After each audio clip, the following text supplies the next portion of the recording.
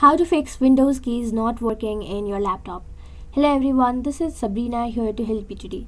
So without any further ado, let's get right into the video. First, go to your Start menu, then go to Settings.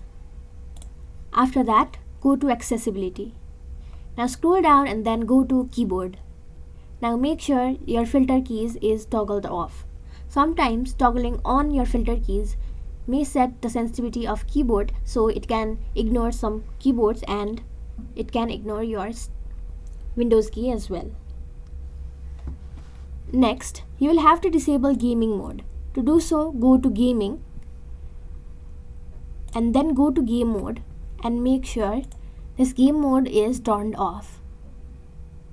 So that should fix your problem. Thank you for watching this video. Make sure to like, share and subscribe to our YouTube channel. If you got any questions, comment them down and I'll catch you in the next one.